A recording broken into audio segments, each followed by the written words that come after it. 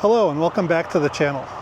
So today we're back at Hot Sam's and I have Thelma with me. Thelma is my wife's 1962 Ford Galaxy, and we're going to talk today about using depth of field as a way to manage the background. And it may be that you think that you want to have a lot of depth of field. Maybe you don't want to have any at all. You want to have the background really blurred. But a lot of times it comes to something somewhere in the middle. Out on Route 66, just driving along and came across this old truck, and I thought, wow, the background really looks good. I should have taken some other shots that had some different depths of field, but instead I thought, no, I want to have the entire thing, and so I shot it with a lot of depth of field, and as you can see from looking at this photo, it just really didn't work. There are just too many distractions in the background, and this sometimes happens when we look at things with our own eyes. We see a much wider field of view, and seeing that wider field of view, things can look a lot different. And so there was basically nothing else around except for the couple of buildings in the background. I didn't really notice the semi sitting back there. That was pretty distracting. Or that ugly piece of whatever that is on the ground right besides the sign.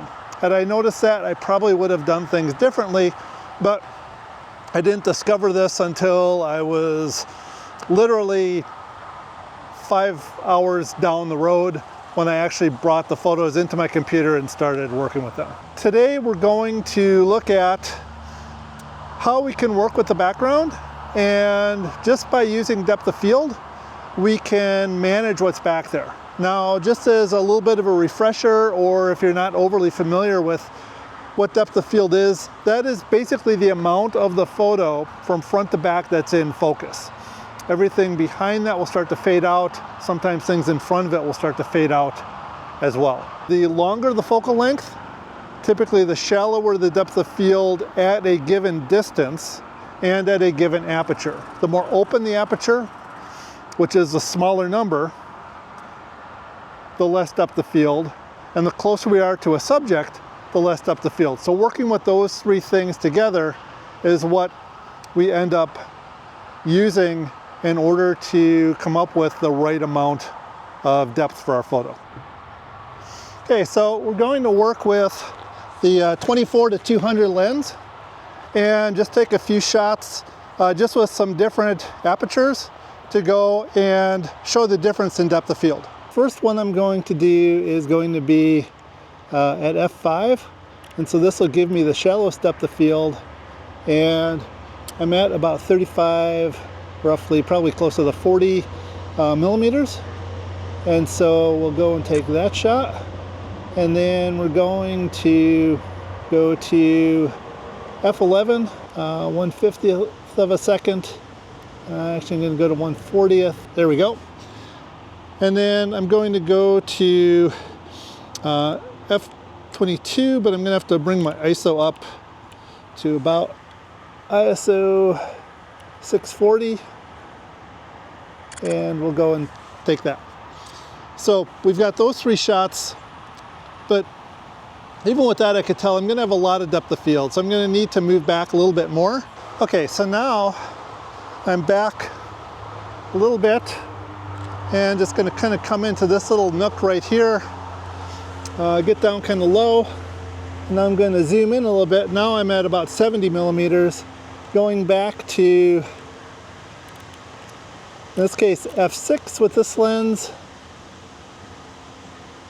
And actually, I'm going to go to 105 millimeters, so get in really tight with the vehicle. And let's see what we end up with here. This gives me f6.3. Now I'm going to come back to f11 and f22.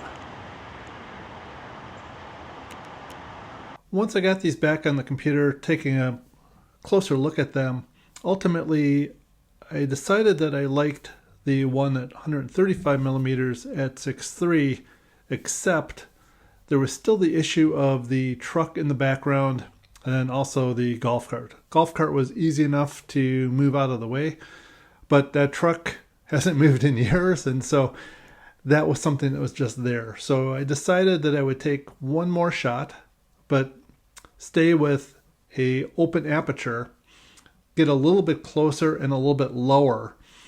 It had the disadvantage of eliminating the side of the car, so I really would have liked to have had both the side as well as the front, but just had to settle for the front and getting in a little bit lower. I like this shot a lot better. Now, one of the limitations that I had with doing this was the fact that I was using the 24-200, and I did that on purpose because I wanted to use a lens that would be something that would be similar to what most people would have. But ideally, what I should have used for this was my 24-70 2.8 or 70-200 2.8. So I can get to that really wide 2.8 aperture. That would make a lot of difference.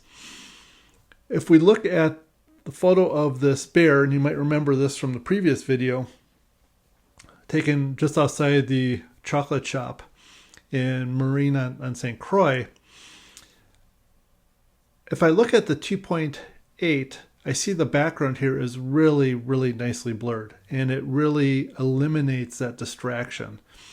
And if I look at some other apertures as I close down, if I look at f8, now I can start to see a little bit more. Maybe it's starting to get a little bit distracting.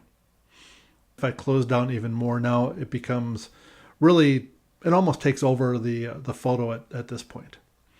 So hopefully this has been something that you found interesting.